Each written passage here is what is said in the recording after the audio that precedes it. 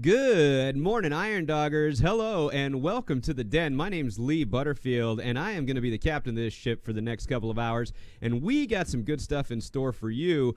We are coming to you live from the very bowels of South Anchorage High School in Anchorage, Alaska, and we're talking to all the rookies out there that are going to be racing the 2021 Iron Dog. First off, big props to you folks. This thing's crazy. I first came into this a few years ago thinking, hey, some people are riding around. What's the big deal? And then I got to witness it for the first few times, and this thing's bonkers. Y'all are nuts. But I commend you on your nuttiness. And we got a great piece of work put together for you today. But before we get into that, I kind of want to explain how the setup's going to work and how you guys can interact. So with no further ado, this is you. Well, it's me, and then you're on the side. And so let's take a look at this real quick. Over here is a live chat, and you guys are already using it, and that's awesome and fantastic. And as you put questions in here, we have all kinds of veterans and board members and everyone else who are going to be able to answer those questions as you go on this format. Now, normally we're live in a big warehouse or a classroom and able to ask these questions and answer them. But here, you can be a little more open because you're not going to interrupt anyone. So it's live fire, live wire. Go ahead and just knock those questions in there, and people are going to answer them as soon as possible. Then, when the show's over, it's going to do what we call an archive, and there'll be some comment sections down here. So if you're watching this after it's live, you're going to be able to put your questions into those comments, and then folks from Iron Dog, including all these awesome racers that are here with us today, they're going to be able to get in there and answer some of those questions post-video. So it's kind of a fantastic piece of fun, and then you will be able to see all kinds of great stuff as we go on. Now I'm going to kick out of this and back to my ugly mug right here. And again, thank you everybody for joining us today and watching what's going on for this Iron Dog. And especially thanks to all the racers and veterans who are hanging out and answering questions as we go through all this information. A little bit of history on how this was all put together. These folks who might be great with wrenches and amazing in the snow have been asked to take on some pretty high-tech media stuff over the last few days in order to put this together. And all of these different camera angles and different camera pieces made in different formats, delivered with different platforms, were sent to us, which we all put together. When I say we, I mean 2 high school students who are working on the project this year, spent all this week and up until 5 this morning putting together the package that we're about to stream, so that you can watch, you can ask questions, you can be prepared for your race. So with no more from me and no further ado, let's get to it. Enjoy, sit back, relax, and learn all about your adventure for the 2021 Iron Dog. Hello and welcome to the Iron Dog 2021 Woody's Rookie Workshop. Glad to have a huge complement of rookies, folks who have never ran the race before or who have ran it and haven't finished. This is where you're going to get all of your, much of your cherished inside information. We have former champions, we have last year's champions, we have board members, we have marshals, timing techs, all sorts of folks who have incredible experience on the trail and remarkable insights that they're going to share with you today. The goal is to present this virtually. We would like to be in person, but things are a little different this year. The race is going to appear a little different this year, so we all need to work together. As always, we want your insights and suggestions to make this race a better event for years to come. Please do send us your input and your ideas. You can call us at 907-563-4414. You can contact me via email. I'm John Woodbury, the Executive Director of Iron Dog, and my email is director@irondog.org. Look forward from hearing from you. If you got ideas, we all want them. We're here to share, and this is the Woody's Rookie Workshop, and that's just what we're going to do here, is share some very valuable information. As mentioned, this will be a virtual workshop. The premise will be that we'll have presenters, officials, former champions, people with really good advice and experience on the trail. We'll have them give presentations, but in the comments section, if anybody has a question, specifically the rookies or anybody, has a question or a point to make to one of the presenters or to Iron Dog or to the Iron Dog board, the goal is to ask your question in the comments. We'll have moderators, including, the marshals and the presenters, monitoring when this airs, and they will answer your question in real time, or if they can't get an answer right away, we'll table that question, research it, and provide you and the rest of the viewers or participants with a good answer. That's the goal. So please be patient as we muddle through this. There's going to be a lot of new things this year in Iron Dog, but if you can't adapt and overcome, then that's going to be your hardest hurdle with Iron Dog if you can't figure that out. So here we go.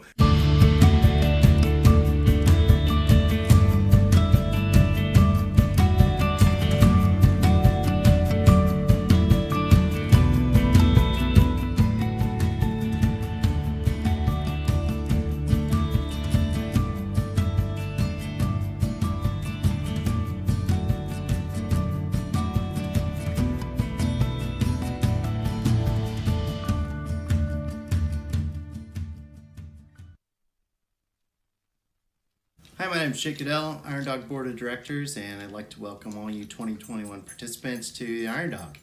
So some of you have tried this race before, some of you it's your first time, so we'll give you a little background on what we do to monitor and track the race throughout the course of the event. So in your racer packets, there will be a small bracket. It looks like this. It has screws pre-installed in it with a vibration washer and a flat washer and a nylock. So you're going to want to mount this somewhere on the dash where it's relatively horizontal. Now in the racer packets also, we'll put a leaflet in there that are approved mounting locations for all the major manufacturers. Now this black vibration washer, you probably can't see it, but you're going to want to make sure that is on the bottom of the plastic covered by the flat washer before you tighten down the nylock. So these brackets will come in your racer packets, and the GPS unit we use is a spot trace unit. It's a one-way unit, and it's really no bigger than the actual bracket itself. So it's about 1/2 inch tall and about 2 inches by 2 inches. So what we'll do is you'll have the brackets on when you get to the starting line, mounted to your sleds, and we'll come around with the GPS units that are assigned to your specific rider, and we'll put them in here. Now, one of the key things when you mount these, if you look on the bottom of the bracket, there's a channel here. Now we have to secure a zip tie around this to hold this clamshell together. So please, please, please don't put any double-sided tape or Velcro or anything underneath these. The 4 screws are plenty to hold them on. So these are a one-way unit. There is no SOS or two-way communication function like you might see on like an inReach or a regular spot. This is just a single direction unit. So you won't have to mess with them. We don't even have to change the batteries in GNOME. So once we install these, don't worry about them. If we have a problem, usually we'll send some of these to various checkpoints along the trail, and we'll try and get it changed out for you guys. Now, one thing to remember is these units are communicating with a satellite, and you're going through some pretty remote areas. So there may be a time or two where you don't receive a report. So that typically happens around Hills Gate, right outside of Puntilla. Also, if you're traveling east, that is fairly common sometimes, depending on which side of the sled the tracker is mounted on. They do work. Every 6 minutes they'll ping, but occasionally you may miss one. So with these, mount them. We'll put them on. You shouldn't have to worry about them. Now the other thing I do is I manage the timing program for Iron Dog. So myself and one of our other engineers that I work with are behind the scenes, and we take the data that comes out of the checkpoints and we help the volunteers input it into the timing system. Now, every once in a while, you have to understand people get tired. They've been doing this for several days straight sometimes, and they do make mistakes, but rest assured, we do our best to try and make sure that what goes into the website is what the checkers are actually telling us and is correct. And we do have some tools that we can use. We can correspond some of the GPS data with some of the timing data to actually see if there was a mistake made. So that's part of what we do. Please do realize, though, it also takes a few minutes sometimes.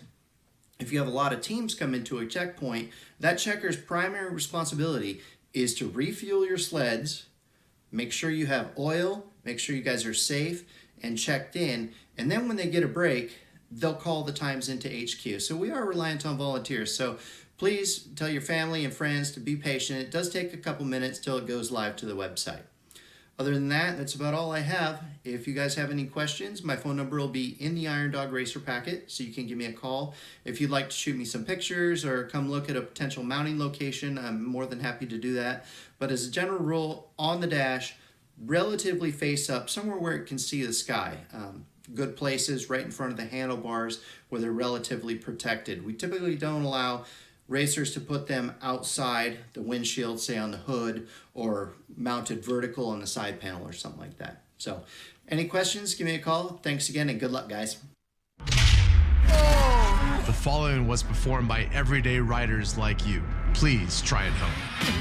Matt's a straight ripper. I heard the turbo and I was just giggling under my helmet. Look at that. I look like a pro. Woohoo! Dude, I love that thing.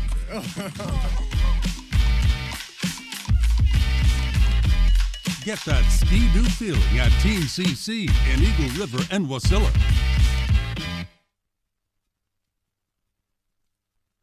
Mike Morgan, Team 10. This will be my 12th Iron Dog, 10th with Chris here. Got a long run going. See how much longer this is gonna go. Got some pretty good success. We got 2 wins in 18 and 19. So looking forward to a good season this year. Chris Olds, Team 10. I've been doing the Iron Dog for 20 years. I've won 4 times and have a lot of top 5 finishes. We're going to talk today about what it takes to run the race. We're going to kind of go through in each section, kind of explain the different things to prep and get ready for the race. So yeah, what it takes to run the race, what it takes to get to the finish, and everything in between. Yeah. So First I want to talk about, we're going to kind of go over stuff that we do. It's pretty generic, some of this stuff. Make sure you read the rule book because we don't have every single little thing out here today. So make sure you read the rule book and make sure you have everything as far as necessary equipment for the sled and for the survival equipment and everything that you're supposed to carry. So we'll kind of go over most of the stuff, but again, just look at the rules. All right, we're going to start with survival mandatory equipment that we're supposed to carry. yep. Got our first aid kit. Yep. You get that from, where's that place on Old Seward? Yeah. Sell all this stuff. So make sure that make sure that what you're carrying is adequate too. Again, check with the rules, check with the race marshals. Make sure what you have is going to suffice for, like a little Band-Aid kit's not going to be enough. So Yeah. make sure you have the right deal. Each team's required to carry a hatchet or a saw. We actually usually both carry saws just because you never know if you're end up being separated, having a saw if you're stuck in the trees. Yep. Yeah, we're always cutting brush pretty much every ride. So Yeah. Waterproof matches, fire starter stuff. I mean, we carry multiple different things to be able to start a fire. Make sure that you have what's required, and then stuff that's actually practical and usable when you're out there. sufficient food food with sufficient calories. Yeah, there's the food. We've got the our Arctic stove. We just carry a small little stove with some One extra fuel reserve. we're supposed to carry a little pot. We don't have one out here, but a pot to be able to boil, to get some water going. Rope, 25 foot is the minimum that you're supposed to have. I can tell you that that's really not enough. You end up, breaking a rope or fraying a rope. Sometimes having a little bit more than that. Also, the minimum thickness is sometimes not quite enough. So make sure you have some heavy rope. I like to carry a lot of little paracord, ratchet straps, stuff like that you can also use. This also makes great Cobbling things together. A-arms. Putting things back together like A-arms, strapping hoods or seats down, whatever. So it can come in handy. Obviously, you're supposed to carry an extra belt. Got our sleeping bag here. Yep. which is the biggest mandatory piece that you'll carry. Bivy bag, REI minimalist bivy bag. Yep, and again, check the requirements for the bivy bag. The little survival ones aren't going to be good enough. You have to have something similar to this with the ripstop material. Mm-hmm. Are we going to talk about the inReach or the? Yeah, a couple things too that's not necessarily required, but things that I like to carry is like an inReach, something that has a GPS. Also, something that if things really went wrong, you could actually you can text out if it's maybe not super critical, but you can also get search and rescue with it. So yeah, we pretty much bring those on every ride. yeah. So I think it's kind of like I said, even though it's not mandatory with Iron Dog, it's something that we like to carry. Yeah, and an alternative to the Iron Dog tracking system. Yep. With tools or? We can kind of go into tools that we carry with us. We actually have multiple. I don't remember what the rules say. I think it says like 5 pounds of minimum tools. So we carry, kind of a kit that we've kind of over the years it's gotten bigger and smaller over the years depending on what we carry, but usually we have what we need to be able to do on-trail repairs. Mm-hmm. It's kind of more of a trial and error in being out there and breaking down and figuring out what we actually need. Yeah, one big item that stands out to me in all of our adventures is flashlights, and we actually Velcro lights onto the sides of our helmets because you're going to be racing a lot in the dark, and it kind of sucks without if you don't have any lighting or anything to see what you're doing when you're making repairs. So flashlights and lights mounted on the sides of your helmets go a long ways. You'll be thankful to have those. Yeah, and flashlights are mandatory equipment. I carry this in my pocket, and then like Mike says, we have some on the helmet too. Mm-hmm. But there's again some of the things that's tool wise that we carry. We carry some, vice grips, some miscellaneous end wrenches. A multi-tool, a Leatherman goes a long way. A Leatherman. I didn't set my Leatherman out here, but yeah, Leatherman. We have a lot of Torx bits in our sleds, so we carry those. Some Allens and stuff that we use. Mm-hmm. I carry a bag of bolts, miscellaneous bolts that go with us. It has washers and stuff for the specific sled. Yeah, stuff for our specific sled. But again, it's kind of over time. I carry this steel stick. It's like a putty. It's an epoxy putty. It kind of it works good. Hose clamps have come in handy for patching an A-arm. Yeah. Miscellaneous screws to be able to patch screws and washers to maybe patch for a coolant leak if you get one in your. Yeah. Let's see. Hood darts. Hood darts, plastic fasteners, all the small things. Zip ties are big, so it's kind of our, again what we carry when we were out practicing and what we carried for the race. Yeah. I think we'll go into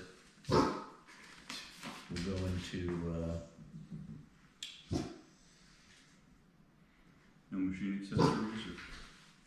I think we'll do that last because we're going to talk about the sled. We can talk about nutrition and hydration, personal hygiene. A big part of it, obviously, getting up to the race is, eating healthy, drinking a lot. I can tell you, lots of water. You'll drink a gallon a day. You can't, once you become dehydrated, it takes days to get rehydrated. So leading up to the Iron Dog, you want to make sure that you stay very extra hydrated all the way up to the race and then into the race. We actually carry, I would highly recommend either like a Camelback or having a spot where you can mount a water jug. We've done that in the past so that you can actually drink when you're at the layovers, or not layovers, but checkpoints. Make sure that you drink something if there's something available. You want to make sure that you stay hydrated. We carry, usually we carry some, besides our mandatory nutrition that we're supposed to carry, we also carry a couple like power bars with us. Yeah, something to scarf down. Yep, if you need it, make sure that you also test those out, because a lot of them, the honey-based nutrition bars get rock hard and they're impossible to eat. Yeah, so make sure that you more than likely make sure that you get like a almond butter based or one of the, maybe a nut based bars, so that they're not rock solid when you go to eat it. Mm-hmm. Other things that people do is like jerky and,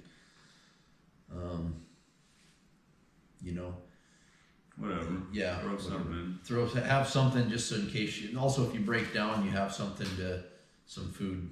Yeah. Okay, what else? I think that's, as far as, on that section, I think we can, personal hygiene, make sure that you're carrying, you want to make sure you carry a toothbrush, toothpaste, extra sets of clothes. When you get to a checkpoint or a layover, you want to make sure you have, things that you want that are, medicine, that kind of stuff too. If there's anything that, or you can send stuff to some of the hubs along the way, like Galena, McGrath, Nome. Send stuff ahead, extra layers or whatever, or whatnot. Yep. Change clothes for Nome would be good. We always have, we send a bag up to Nome with some stuff to wear while we're working on sleds in the garage there, and then while we're out and about in the town, in the city of Nome there, and so. Yeah. So now we're going to talk about the gear that we use out there racing. We use the Climb brand, obviously. Climbs. I've been running Climb since the beginning, and they've been pretty amazing stuff, and they've evolved throughout the years, and they keep us warm and dry out there, whether it's 30 above or 30 below or 50 below on the Yukon at times. And anyway. Yeah. So a couple things. Generally, one of the things that I always hit on really big is that, what works for us might not work for you. So you really got to get out and train and try different stuff. Figure out what layering what layering works for you. There's, they make a 1, 2, and a 3.0 base layer system. Climb does 1, 2. I think these are 2.0s. And then, 1, 2, 3.0 base layer systems, all kinds of different mid layers. Yeah, mid layers, wool. I prefer wool myself. I wear a lot of wool. I've got, mid layers range kind of from this stuff to. Yeah, the heavier all the way up to the torque jacket for a base layer.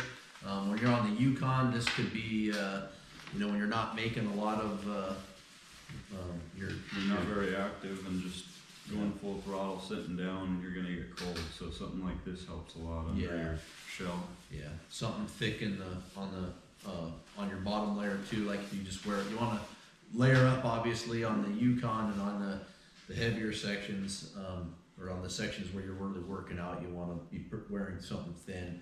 I always tell people that I think that you're better off to actually dress a little bit light, so that you're not sweating, because the sweat is what really will. You getting damp is what's going to get you cold. Yeah. So I like, I actually only wear typically like a. We wear all non-insulated gear. For instance, we wear the Valdez parka and the Togedy bibs. Yeah. So that Climb makes. So we just wear a shell so that we can just layer up from there. So if we really want to, we can wear something super thin under this. Yep. I typically, until it gets to about 10 to 20 below, I will wear a layer just like this for the top and bottom, and that's it. So it's pretty thin. That chest protector, shell over top, and that's about it.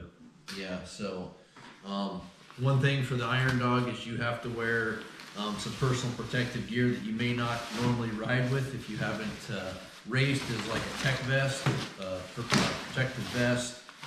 Make sure that you ride with one of these well in advance. They get This definitely changes what you would normally wear. Obviously, it's a lot warmer than if you don't have this. So Yeah, it's like adding another layer of insulation. yep. So make sure you practice with it a lot. I would definitely start wearing it. I've gotten to the point now where I feel naked without wearing one, so I just wear it all the time. There's no exception. I just wear it all the time. Knee pads and shin pads, same thing. I just wear them every time, and I'm used to them. Yep. The other thing that we wear are these the tactical shorts.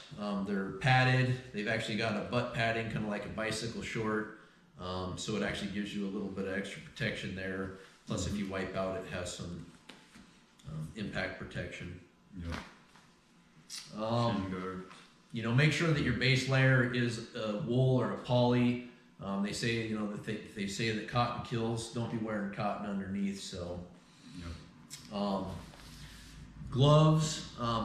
We wear different style gloves all the time. I kind of just go with like a mid-weight glove is what is my go-to glove now. Fine with Power Cross. Yeah, the Power Cross glove. It seems to work in almost all the conditions. I always carry 2 of them with me. A couple things that you just want to make sure that your gloves aren't wet. As soon as they get wet, what happens is you'll form blisters, especially if you just kind of keep powering through it. You're better off just to stop and change your gloves out. Also, over the last couple of years, the other thing that we've done is, you know, carry an extra set of like heavier gloves. So when it gets really cold out, it could save you. I mean, it's crazy when it gets really cold. Yeah, nothing worse than having cold hands and stuff. So we have, you know, gauntlets are mandatory Yeah, as well, right? gauntlets. Yeah, gauntlets. I'm not sure if they're mandatory. I don't remember, but I think that it's you know every team pretty much has gauntlets on their sleeve. yeah, and we have gauntlets. I was going to show them. And I don't really like gauntlets myself, so I kind of use ones that I could roll up pretty easily. Yeah. Here's like the climb ones. I use these for most of my riding. I've also got some heavier ones if we know it's going to be super cold out. Again, just kind of depends on the weather. These ones are pretty easy to get my hands in and out of, and they definitely help. Just you know, I ride pretty much 90% of the time with gauntlets just because it keeps my hands drier. And obviously warmer. I've got really poor circulations. I've frostbitten my hands quite a few times, so they like to be warm. Talking about the Helmets and goggles. yeah, helmets and goggles. A lot of guys wear open face helmets. I wore an open face helmet for 15 years in the Iron Dog. They work really well. You know, I don't have one here to show you, but with the face mask, they provide really good wind protection. The biggest downfall is they obviously don't have the face protection of a motocross style helmet. Over the last few years, we've gone to the motocross helmet, F3 and F5. Added protection, and then yeah, obviously the added protection. Something else too is your helmet has to be blaze orange.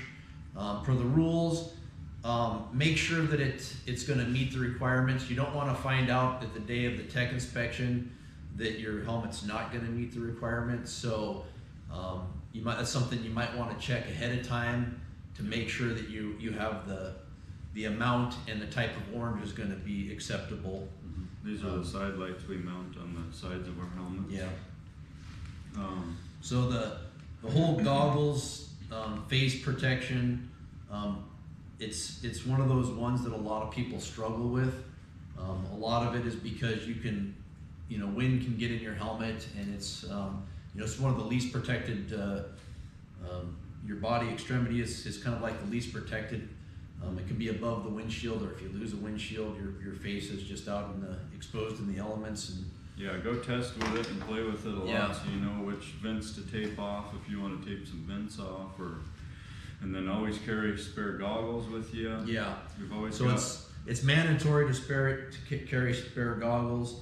We'll kind of go over it with our machine setup, but we carry a bag so that we can actually thaw goggles out.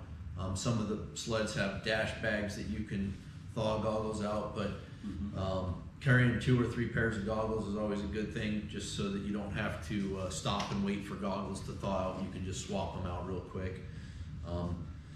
There's 1,000 different helmet and goggle combinations, so what we use again might not work. We've been trying these Edge goggles with Climb. They seem to work really well. The Oculus goggles work really well. They fit in the Climb helmets really well.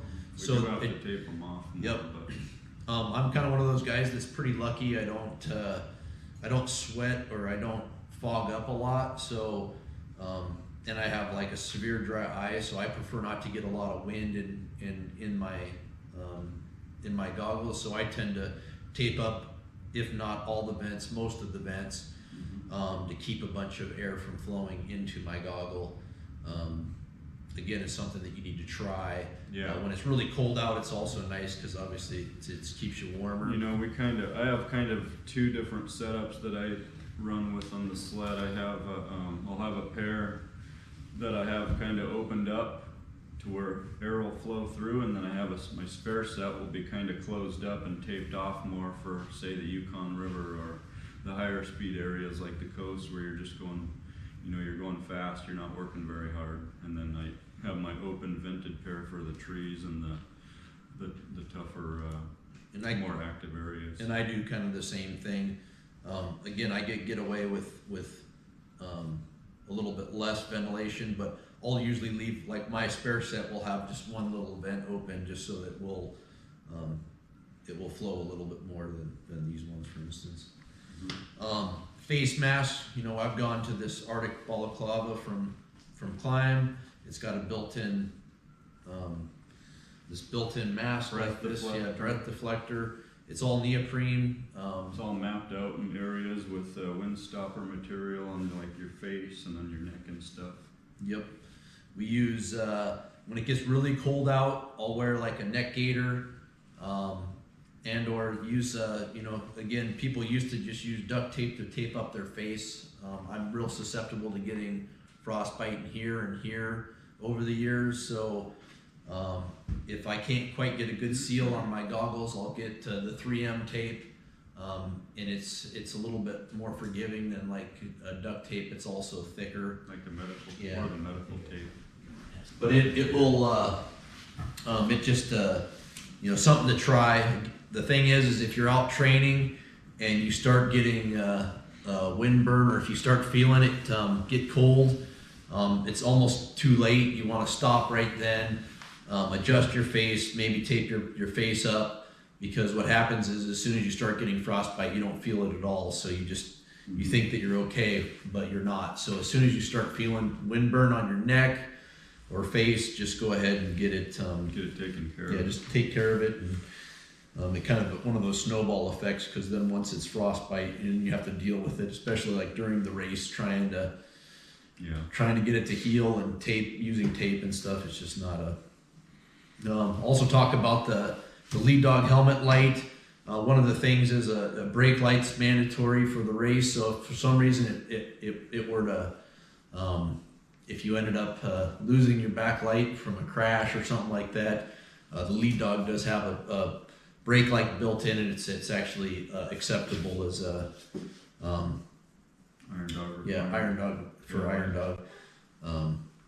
But if you haven't tried a helmet light, you might want to try one. A couple of years we've had them, and they were definitely lifesavers when in a couple of years that we did. So again, something you might want to try. I think that's it on the gear. Yeah, we're required to carry some spares. Oh yeah.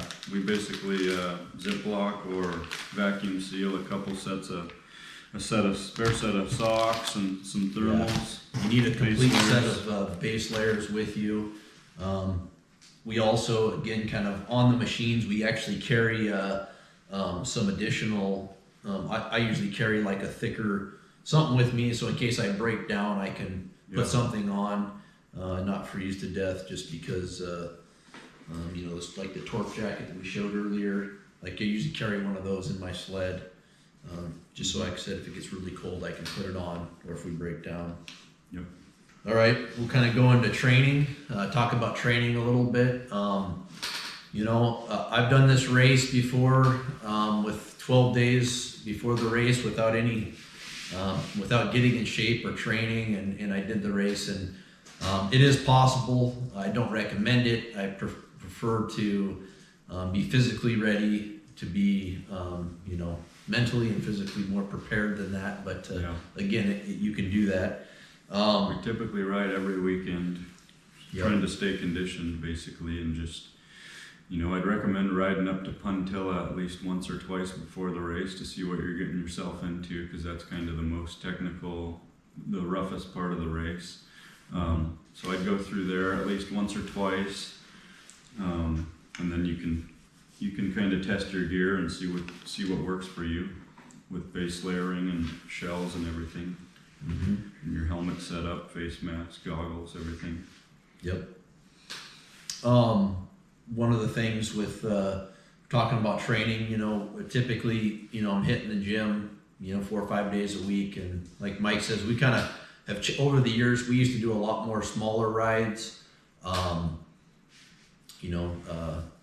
Now we do less rides, I would say, but our rides are longer, so we just try and just make them count. So what we do is, like Mike said, we typically go once, maybe twice a week, but typically once a week, and we go for a big ride and kind of build ourselves up. And basically our goal is every weekend just try and go further than we did the week before, to just kind of build our way up. And usually before the end of the race, our last couple rides are in the 500-mile range. So it's we're putting in big days so that when the race starts, it's all kind of second ready. Nature, and we're conditioned and everything, and you're used to it. So. Going out on those big rides also kind of just prepares you for the race, both with the weather. You go on those big rides, and you can one thing that you have to do is you have to go out there and train when it's super cold. It's going to be 25 below on the Yukon, maybe colder. It's been, I think, the coldest we've seen on the race is in the 50 something below. Mike and I were training; it was 60 below one time. You at least need to get out there and try your gear. Yeah. Make sure that your windshield is going to be adequate, your gear is going to be adequate. I carry the hot hands and stuff like that, so if it gets really cold, same with the ones that go in your feet. That trip that I was talking about, Mike and I did a 60 below trip on the Yukon. It was the first time I used those boot warmers, and it was amazing just putting those in, and made it a lot more comfortable. Yeah, we had some issues, so we we got colder than we typically would if we were running. So we luckily we had those, the hand warmers, the feet warmers. Yeah, when it comes to training, we like to have our sleds set up very similar to our race sleds. Might not be 100%, but it's 95% built like our race sleds, so we kind of know what our sleds are gonna weight wise, and how they're gonna handle. Yep. So again, it's just putting on miles. I mean, I would say realistically, if you're doing the rec class, maybe try and put on 1,000 miles before the race. Obviously, the more the better. If you're doing the pro class, again, push for 2,000 miles or more. I mean, I would say that's, if you're going to take it serious. Like I said, I've done it and where I've been in shape and not in shape, and it's a lot more fun when you're in shape and ready for it. Yeah. Typically 2,000 miles for a baseline. Yep. Pretty much standard. Riding out a big lake is good because you can get some bumps. Get kind of heated up, and then you get on the river. Again, it's something to think about when you're training. What you want to wear. Opening your vents up make a big difference. We didn't talk about that in the clothing one, but you can use your vents is huge for climate control. You start getting hot. You can ask Mike. As soon as I start getting hot, I stop and take stuff off, or unzip my jacket and unzip my vents, so that I'm not overheating.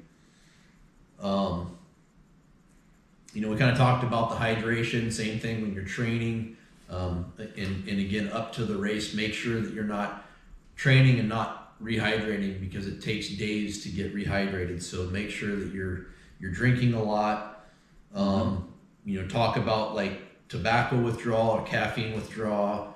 One thing that like I actually try and limit my caffeine all the way up to the race, especially the last month before the race. I'm addicted to caffeine, so I just take it out of my diet, and then I don't have to worry about it during the race. I know some people it doesn't affect too much, but something to think about anyways. You know, we kind of talked about training with the sled setup, like race sleds. You know, training with weight on the sled, like you have your tools.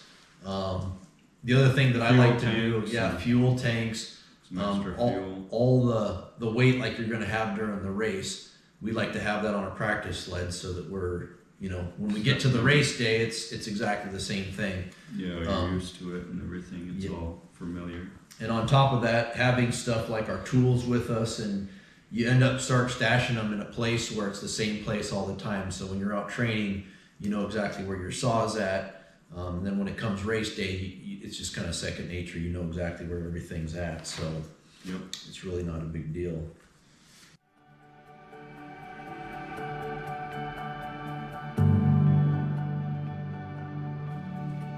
All my kids are going in and out of the house.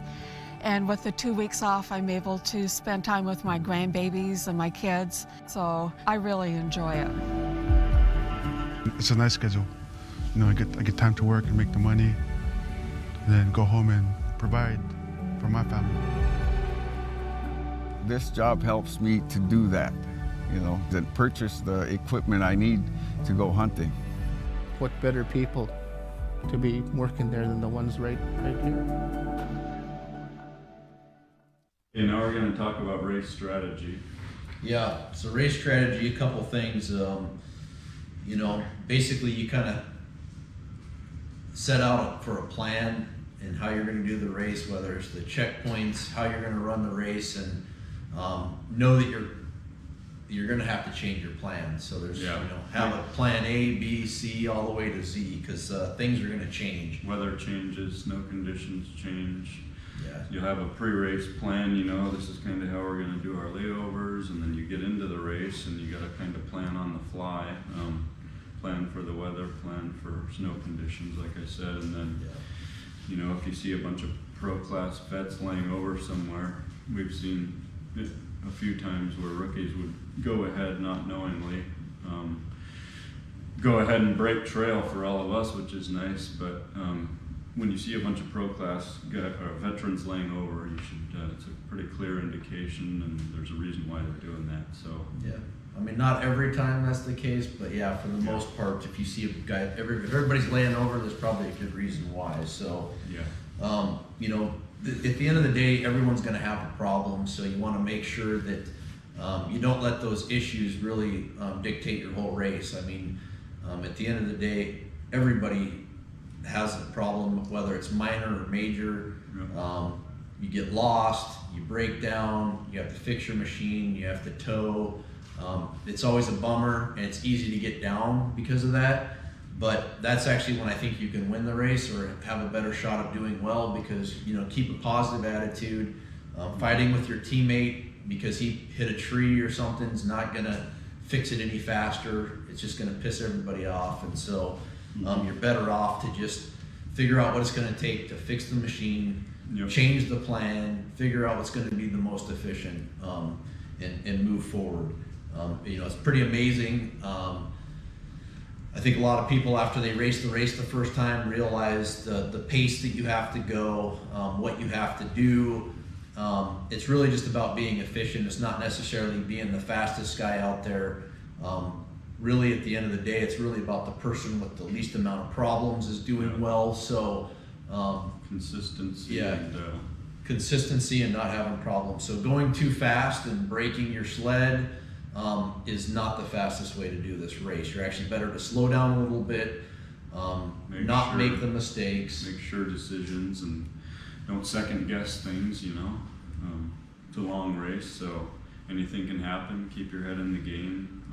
Like you said, you know, you're most likely going to have issues, whether it's minor or major. So just, it's a long race. You got a lot of ground you can make up potentially, and so just never over until it's over. Yeah. And this race has come down to the last corner in some years, so. Yeah, and things, things snowball in the race really fast. So, most of the time you're better off, instead of just doing a quick patch job, is to fix something correct, because what happens is you kind of do a quick fix. It's a temporary fix, and then what happens is that breaks, and then it something else breaks because of that. Whether you can't turn and you hit a tree and then take out more stuff, you really didn't end up saving any time. So a lot of time you're better off to just, we kind of talked about the frostbite. Again, fix it when you're right then and there. Just fix the problem and move forward, because what happens is those little issues end up snowballing and become big issues. So you don't have to address it again later. Yeah, and so lots of times when you get to a checkpoint or a layover, if you have problems with your sled, you're better off just to fix it then and there. Don't wait and put it off. Mm-hmm. Safety is obviously priority. Helping people along the trail. We don't expect people to stop for us because we're stuck out in the middle of the trail, but it is nice to make sure that at least everybody's okay if you go by somebody, make sure that they're at least all right. Have a courtesy of giving guys thumbs up that are riding by you, so they don't have to stop and ask you. Just tell them everything's good, give them a thumbs up so you can move on. Mm-hmm. Same with if you're a slower racer in certain sections, going from Squintna to Puntilla, for instance, it's one lane, and it's real easy to, some of the faster guys are behind you.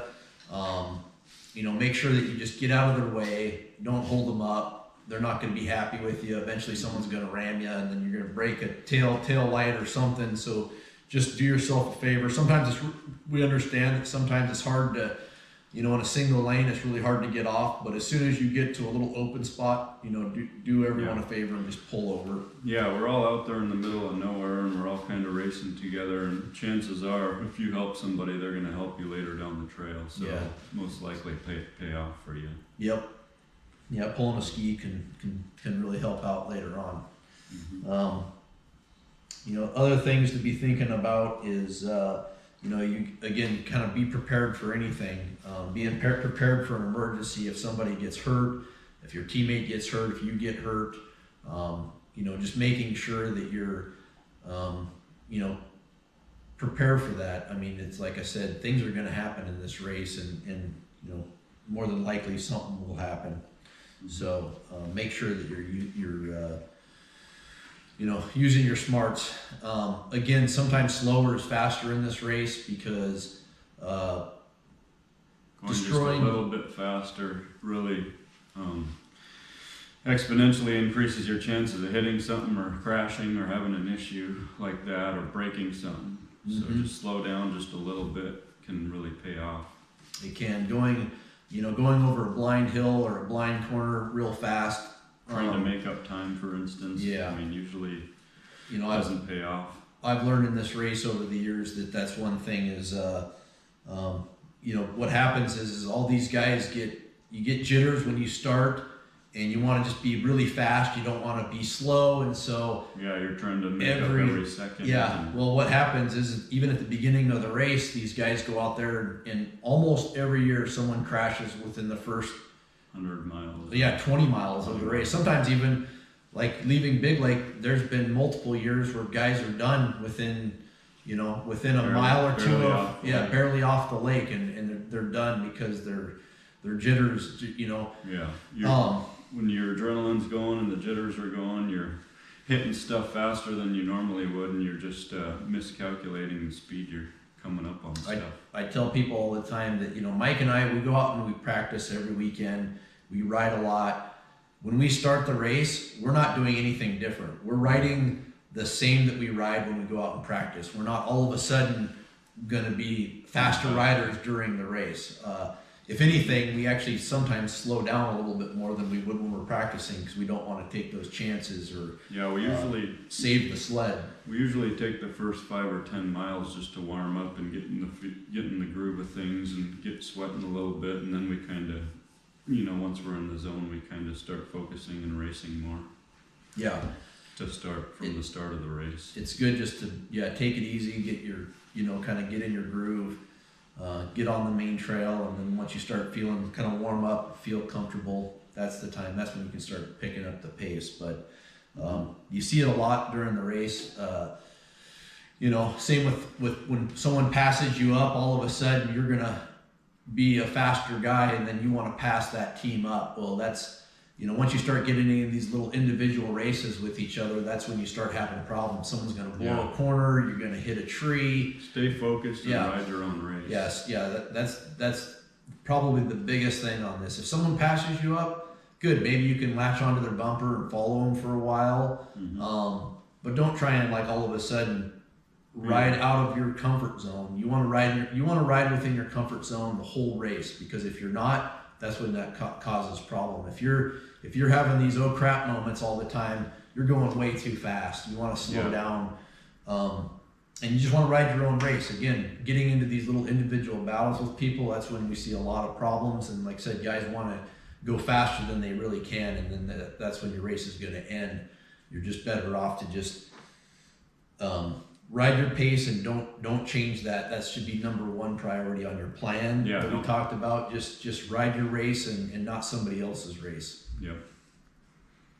I think going into layovers and checkpoints, we can move into that.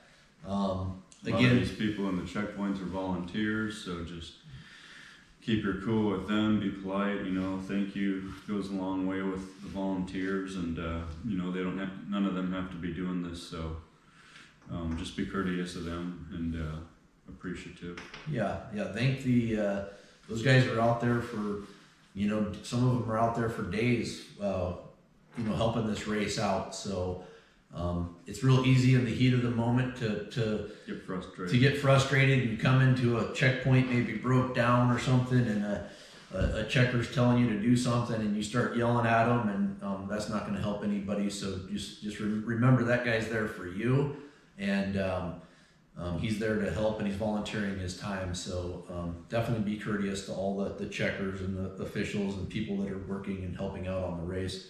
And any local people too. I mean, it's obviously we want to have Iron Dog as a good name within all the villages and throughout the state. So just treat people with respect no matter where you go. On that same note, going into the villages and the different checkpoints, Iron Dog's very welcome there, and we want to keep it that way. So again, it's being respectful to everybody. Cut your speed down a little bit when you're going through the village roads and city town roads. Especially when you actually get into the villages, you slow down to a reasonable pace. There's no reason to be doing 100 mile an hour down one of the roads when you get into town. Getting, when you stay at somebody's place, typically we get there, you get into a checkpoint and people want you to stay with them. A lot of times you'll stay with somebody and you ask them how much you owe them, and they'll say nothing, and we typically always give them money or leave money behind to help them out. And like I said, they really do enjoy us coming through, and they want to help out and be a part of this race. So and we want it to continue to be that way. Like I said, everybody loves to be there, and I love being there. So they're kind of the backbone of this whole trip, staying in their houses and whatnot and feeding us and everything. So make it worthwhile for them. Kind of talking about the different checkpoints. We won't go in and talk about every single checkpoint, but a couple things to be thinking about.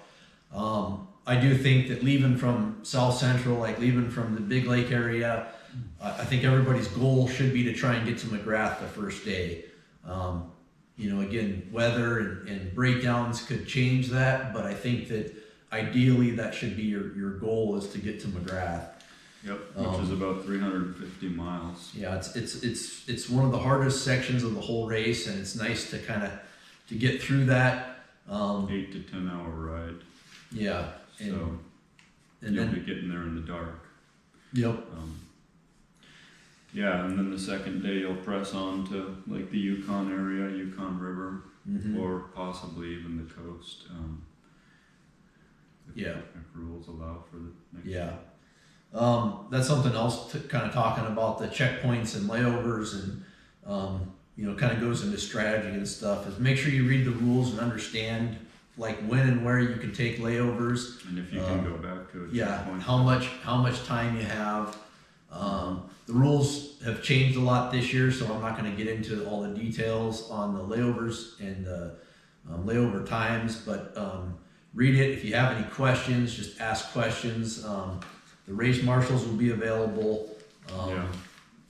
Again, look at the rules. That's the biggest thing because that's what we have to adhere by is the rules. So you can always reach out to us on our social media platforms as well. We're not. Questions. Yeah, we're happy to help with any. But when it comes to the rules and stuff like that, you're really better off to get that from the race marshals. But as far as what we do and if you want any help with anything, we're happy to help. Yep.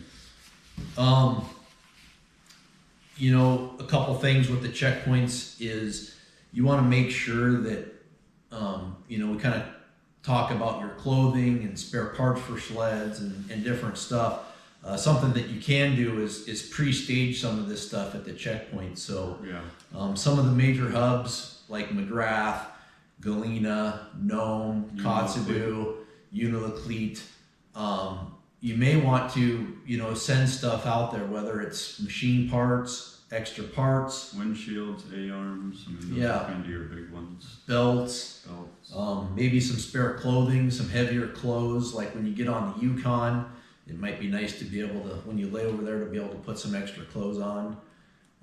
Just something to be thinking about. Like in, Nome, we know we're going to have a long layover in Nome with the halfway point, halfway banquet, and you're basically there for 2 nights. So, having, maybe ship up belts, maybe some carbides, some high facts, some stuff that you might want to change. Preventative maintenance. Yeah, items. preventative maintenance stuff. Making sure that you have those things there, or calling ahead to a dealership up there. Maybe they might have it. They can put the stuff aside for you. Something that I didn't. The first couple times that I did the race and over the years is also when you get to Nome and you're there for an extended period of time, is maybe having some street clothes. Again, ship up some street clothes up there so that you're not, running around in bunny boots or, all your race gear. You can actually put on some more comfortable pants and clothes to wear. Casual wear stuff. Mm-hmm. And going back to that, there is a Polaris and a Skidoo dealer in Nome, so Morgan Sales and Services. Articat too. Articat as well, yeah. Morgan's is 443-2155. Yeah. So just getting, like I said, checking to see if they have stuff that you need is prevent you from having to ship stuff up that you don't need to. Yep. What else do we need to talk about? Again, understanding like which direction, how we're getting there, how you're going to kind of, you want to kind of feel how long you're going to ride every day for the checkpoint. So again, you might kind of say, okay, we're going to go to McGrath, and then we're going to go from McGrath to Galena, Galena to Unilaclete, Unilaclete to Nome. Might be kind of like a strategy that a lot of guys would use. And again, plan on sticking with that plan unless, again, Mike kind of mentioned if guys just, everybody lays over, there might be a reason. It might be because of the conditions. If it snowed a bunch, you don't want to go out and break trail. Yeah, and if it's, sometimes it's better to run at nighttime than it is in the daytime. So, things just change that way. So, just kind of think about what you want to do as far as layover, knowing that they can change. I would highly recommend, calling, if you haven't already, to do it as soon as possible. Make housing and lodging make housing and lodging arrangements, especially like in Nome. They get booked up in Nome. All the main hubs that you think you're going to stay at. Again, like McGrath, Ruby, Galena. Yep. Those places get booked up pretty good, so it's good to have a place there. Even Caltag and Uniloclete those are spots I would highly recommend potentially. Yeah. Pre-planning on where you're gonna stay. There's some bed and breakfasts in most of these places, so yeah. Okay, so anything else we want to talk about on checkpoints and layovers? And like Mike said, if anybody has any questions or anything for us that we're happy to help out. Yeah. Where are we at? I think something else. Actually, going back to race strategy, I hate to go backwards, but and this kind of goes with the checkpoints also. One thing to be thinking about, like when you get on the Yukon River, say you get to you leave McGrath and you get to Ruby. When you come into Ruby, you're going down. You go down. Basically, you're going down to the river, and you can just feel it get colder and colder. So something you want to be thinking about is your clothes, because as soon as you get on the river, you're going to definitely cool down. So whether you lay over there or maybe have extra clothes ready for somebody to give you extra clothes when you're in Ruby. And then kind of the same thing when you leave Ruby and you go to Galena and then Caltag, maybe the goal is to stop there and you'll be, but when you leave Caltag, from Caltag to Uniloclete, it's a portage and it's single lane, really bumpy, you kind of overheat. So be thinking about when you go from one extreme to the next, like how you want to dress, whether it's opening up vents or putting on an extra layer if you're getting on the river, or vice versa, taking something off if you're only going to Uniloclete. It's not such a big deal, but be thinking about that when it comes to your checkpoints and layovers, how you want to handle those. I think it's pretty big on how you're going to be dressing, and be thinking about that kind of as a something that you could change your clothes. Ahead. Yeah, you can kind of plan ahead. All right, so now we're going to go into replacement parts, some general replacement parts on the sleds, some preventative maintenance items, and kind of Then we'll go over the sled. Kind of a baseline setup. Yeah. So obviously all the manufacturers are a little bit different, so we won't get into two. We'll kind of keep it more generalized. If you ride a Polaris, you can get with Mike or I. We can help you out with, again, what we think as far as some of the parts and how to actually set the sled up for durability and stuff like that. But as far as replacement parts, a couple things that we've seen over the years. Windshield's a big one, obviously. If you tip your machine over, have an extra windshield darts with you, carrying those with you. Yep.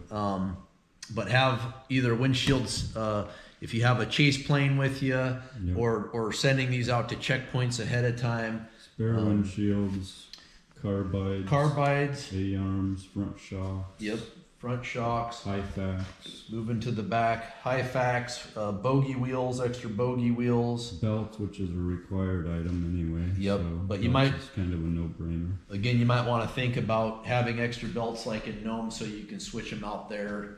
Yep. And start with the fresh one there. Things like maybe having a spare gas cap for your auxiliary tanks. Yep. Even potentially a spare oil, or I have lost the main gas cap before in the race, so again, it's just something to think about. Yep. Snow flap. The snow flap is something we saw last year. Quite a few teams losing snow flaps. That's something that's a requirement to have one, so you're gonna have to either fix it or patch it. So something you might want to have. We'll move into kind of generic sled setups.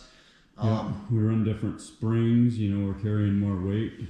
A little bit more weight with some of this required gear, so we typically run a little bit stiffer springs, shock calibrations. We do a lot of testing with shock calibration stuff. Yeah. Auxiliary fuel tanks here. Even the best machines, if you're out there breaking trail, going from even Galena to Caltag, we're going to be doing that twice this year. There's been multiple years where we've been out there with 2-3 foot of snow, and it's 100 to 110 miles. It's 90 miles. It's 90 miles from Galena to Caltag, and typically you know, you've probably done 90 miles no problem, but it's full throttle the whole way basically, and if there's soft snow out there, you're going to be burning exponentially more. So don't give yourself enough fuel. Yeah. Make sure your fuel tank. You know, and something else that potentially could happen is sometimes we have to do an overland trail leaving Galena to Caltag, or the overland trail from if the Yukon River's open. So I mean, you just never know what can happen. So I've run out of gas before. The first year I did it, and I had to walk. So I've never wanted to do that again. So I prefer to have the capacity to carry more fuel than you need. Yep. And if you don't need it, there's really not much of a weight penalty if you don't have those filled up. But and you can always back off your throttle a little bit to save fuel. All these newer injected motors do really well when you back off the throttle to save fuel. Yep. A couple other things is, you know, bags are a big thing. I mean, by the time you look through all your mandatory gear, extra clothing, your sleeping bags, everything that you need, you know, it'd be nice to have it all laid out, making sure that you have everything's going to fit on your sled. So we carry extra bags in the nose cone, windshield bags, handlebar bags. Handlebar bag, windshield bag there. We have our GPS loop mounts. Yep. GPS mounts is easy to see. You know, bag back here. Polaris has come with these rear seat bags. And then some people put auxiliary bags or strap something on the back of the tunnel. Yep. Again, if you're on a different machine, it all kind of applies though as far as bags. You know, I mean, obviously that's what you're going to need to just have sufficient storage to be able to carry all your gear, and make sure you test it all out to make sure it all fits well before the race. Yeah. So you can make arrangements to get more bags or bigger bags or whatever you need to do. Yeah. Make sure you don't find out that it all doesn't fit the night before the race, because there's a lot of people that, you know, get to the as they're going to the starting line, realize that they don't have enough room to fit everything. So don't be that. Make sure you have it all in there. Like I said, we almost test with everything that we're racing with, so we know where there's a place for everything. Yeah. You know, we'll just kind of talk about briefly on, Mike kind of hit on it as far as suspension setup goes. I mean, I think that's probably the most important thing. Riding without any weight. Without being weighed down. Is so much different than when you have your sled completely loaded down. A lot of guys will realize, you know, they'll load their sleds up and then go out and ride them and realize that their sleds don't ride good at all. So you want to make sure that you load these things down, and so that way you can have the proper valving and springs like you talked about. Kind of goes back to testing what you're going to race on, you know? Yep. So I think that, what else can we talk about? Also bracing, you know, again, every sled's different. If you ride a Polaris, you can get with Mike or I. We'll tell you what you need to know on the Polaris is what we do with them. But you know, sometimes, you know, rail braces, chassis braces, A-arm braces. Some, like I said, everybody's different on what they might need. But things to basically make sure that the sled's going to make the full race. No sled is, you know, quote, built Iron Dog ready. So I mean, we're putting these through 2,000 plus miles of some pretty gnarly terrain. So there's no manufacturer or no sled that's comes out of the box ready to go for the Iron Dog. There's always some stuff you got to do. So yeah, like you said, get with us. We'll let you know. If you look here on Mike's sled, he's got an ISO Vibe here. If you haven't ridden with one, they're really nice to ride with. They're available for all the vibration dampener, and it kind of softens the blows on the hard hits on your wrists. Yeah, it isolates the handlebars. Makes a big difference. Yep. What else we got? You know, again, just I think the biggest thing is trying out what you think you're going to use. Don't try something last minute thinking that you've figured something better out. If we see that fail, a lot of people just they decide to try something the day before the race, and they're like, well, we should try this, and the race is not the time to do your testing and tuning. Do that before the race. So make sure that you're trying this stuff out. It doesn't matter. if it's clothing, if it's machine setup, anything. Yeah, just, you can never plan and prepare and test too much, you know? Yeah. So, especially for this race. I think that's it, I think. Okay, that's it. Be All right. safe out there, Well, thanks, everybody. everybody. Have a good Iron Dog. Hey Alaska, get back in the air with Alaska Airlines Next Level Care. We're taking nearly 100 actions to protect your safety, like creating space on board, HEPA filters that eliminate 99% of contaminants like COVID-19, and requiring masks for everyone. Your peace of mind is always top of mind, which is why we're permanently eliminating change fees.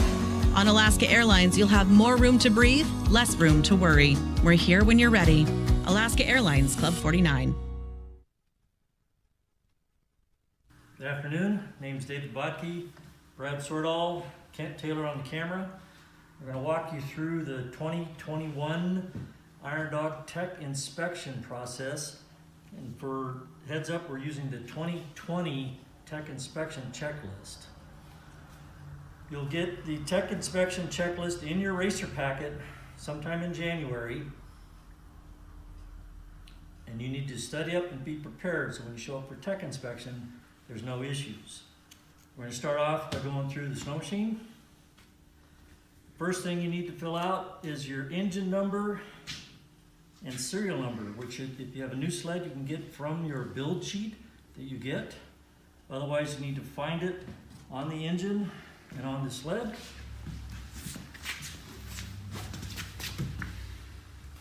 We're not physically looking for the engine numbers at Tech, but you need to know where they are in the event something comes up and we need to find it.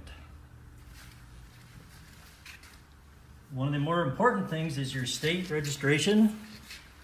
You gotta have it. Don't show up at Tech without that.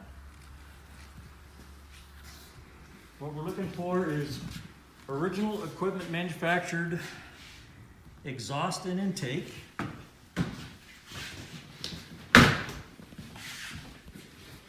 Stock exhaust can, stock intake assembly. Clutch guard.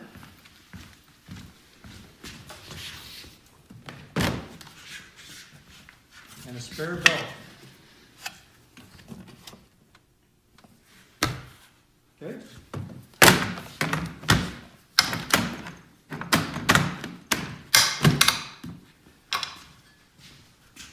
Throttle has to have a return spring. Brake's got to work. Taillight and brake light need to be functioning. And visible. And visible. If this breaks, if you wear a lead dog that's wired in to work as a brake light, that will count. Working headlight. Again, if you have a wreck, if you have a lead dog, that will count as a headlight. Windshield. This is at every checkpoint, so if you break one, you got to come up with a way to fix it. Snow flap. Again, every checkpoint, you blow yours off, you got to come up with a way to make one or replace it. Carbides on your front skis.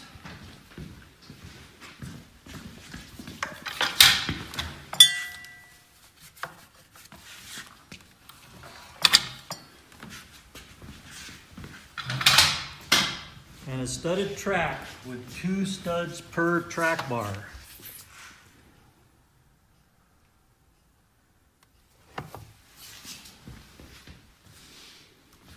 A GPS or a map and compass. If you break your GPS, you can have a map and compass.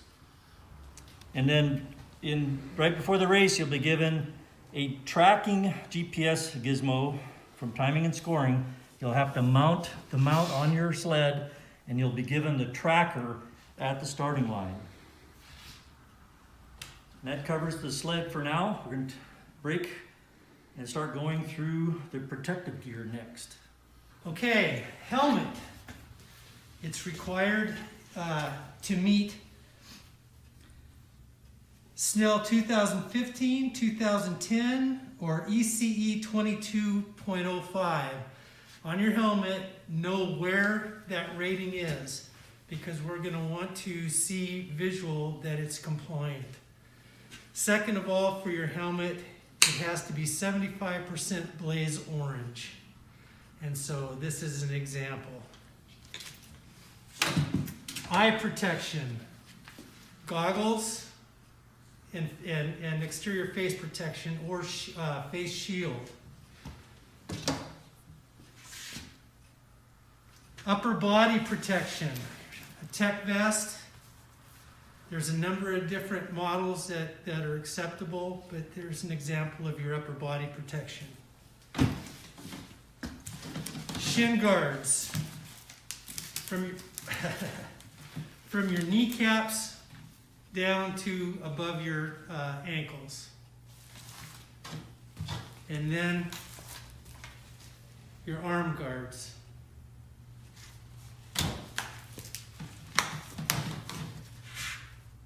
Let's see, face mask. Okay, face protection. And then a no fog is a good face protection. Gloves. And then gauntlets for your sled, on the handlebars of your sled.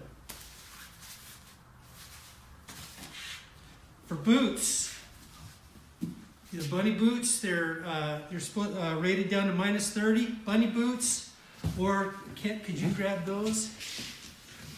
If you choose to use a boot like this that has a removable liner, you have to have spare liners.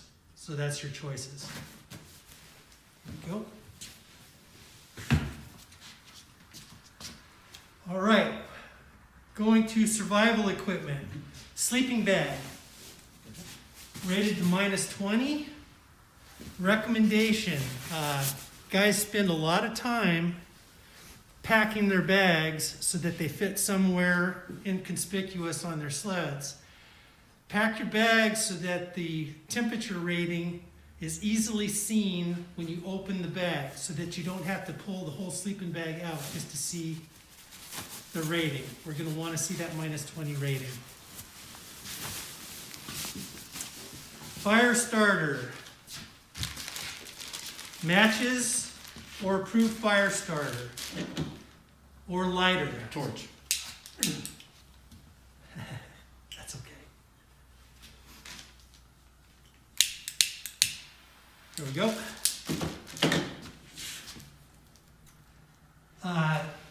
Food. 2,000 calories is required, unopened.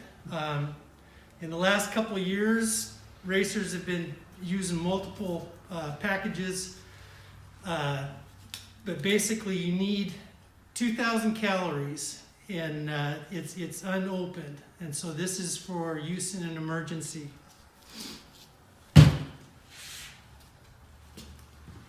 Signal, either a signal laser or a signal flare, or signal flares. On your signal flares, make sure you check to see that they're not expired. Flashlight. That's not a flashlight. I got a new one. Yeah. Flashlight. Extra batteries. And spare batteries. And then a first aid kit. 1 to 4 people. 4 days. 4 days.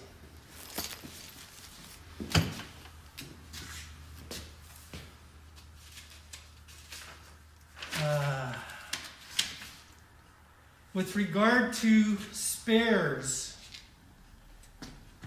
on spares per person, spare face protection, spare goggles,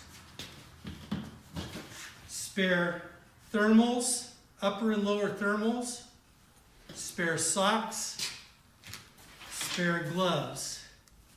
Your spares need to be in a waterproof container.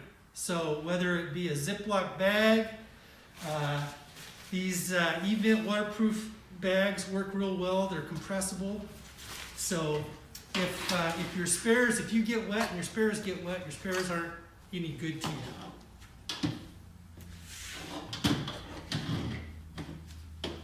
On a per team basis, tow rope, 25 feet minimum, 1,200 pounds.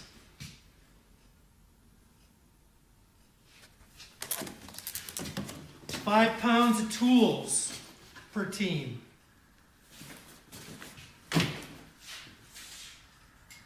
Hatchet or saw.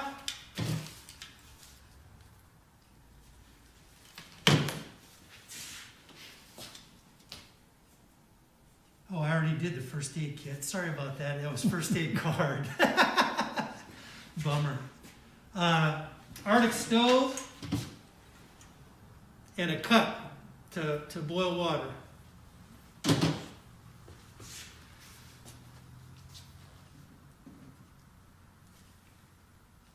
Then, with regard to recommended equipment, recommend a shovel, map and compass in case something happens to the GPS, spare batteries, and then, of course, auxiliary fuel for your machine.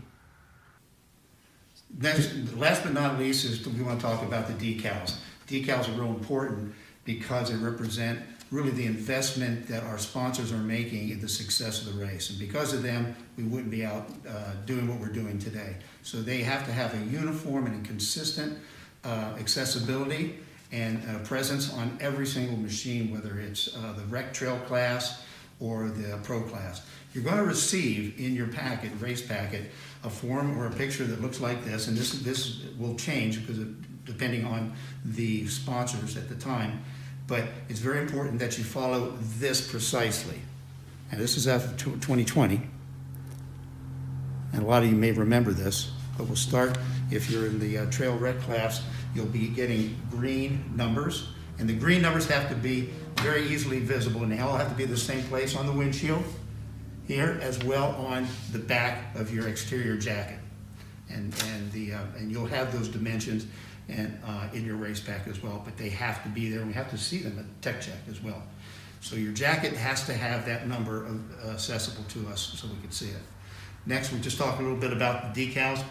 You will get a list of the sponsors on your tech check sheet, and they're going to be at a certain spot on each cowling, and it'll be identifiable when you go to refer to this. Okay, that's pretty much the entire tech list. But what we want to do now is kind of go over some of the items that trip up a lot of teams. And we mentioned it before when we went through the list. Just want to go through it again and make sure that you're fully aware and you can be fully prepared so that when you show up for tech, there's no issues, no stress for you, for your teammates, for the tech team. Quick and easy. The hints to get through with ease. Quoting Brian Miller.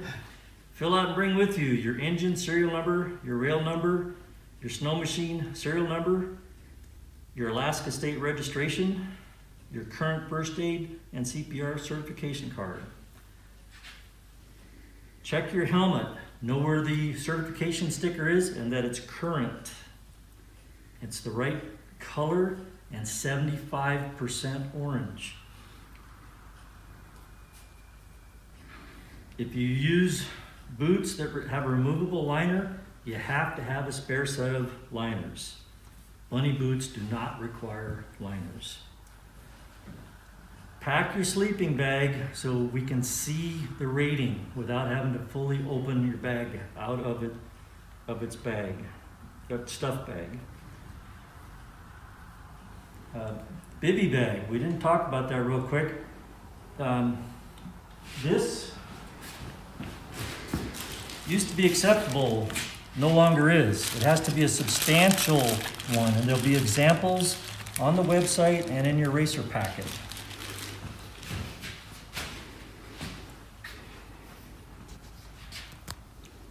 The food, survival food, must have labels on it stating the number of calories, and the packages cannot be opened. Check that your survival flares are current or if you're using battery flares, that you have spare batteries.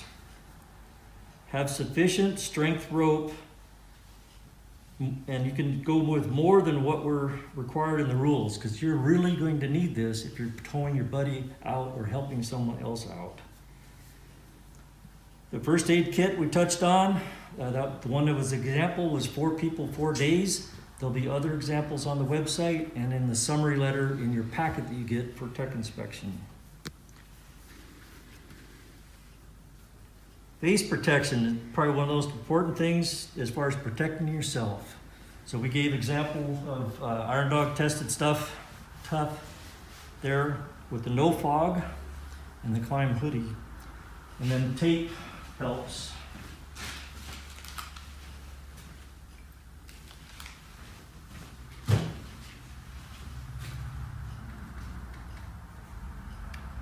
And the sponsor labels, as Kent talked about, showing appreciation for the people that helped put this on. So make sure you fly their colors, do them proud. So any questions at all, contact any member of the tech team, contact Iron Dog headquarters, John or Kelly, or any of the race marshals. Don't wait until tech inspection to ask questions. Thank you very much. Can we do something? And then lastly, we've been doing tech for quite a few years, and we try to dial this in so that it's as easy as possible for both the racers and also the tech team. So just remember, we're volunteers, and we do this because we want to stay involved with the race, and this is our way of contributing. But we're dedicated to the success and safety of the race and racers. We don't make any of these requirements. We're simply here to make sure that you're compliant with the requirements. And what we're trying to do is just basically it's your minimum safety requirements, and that's what we're trying to do. Lastly, the requirements are similar for when you start the race and when you return. So when you come back to Big Lake, we're going to go through the same process on your machine. So everything that you were required to have, with the exception of maybe consumables, we're going to be looking for when you finish the race. Thank you for your time. And that is where we are at today. And thank you so much for joining us. I'm going to say a couple more things while we're waiting for some of these answers to come into the chat there. One is that chat's going to stay there on what we call the archive of this. You'll be able to go to the same spot you've been going to see this live feed in order to watch it again, in case you had 18 kids running around not letting you pay attention to what was going on. That's one of the downsides of having to watch it from home. But a plus side is you might have a swivel chair or an armchair instead of some student chair or folding chair with no support whatsoever. So I want to thank you all for joining us. I want to thank John Cooley and Kate Springsteen for putting all this stuff together. I want to thank everybody out there that took that jump forward, grabbed a camera, sometimes for the first time, and filmed themselves with just looking at a square or a rectangle or a camera at them and then getting us that data. It worked out really well.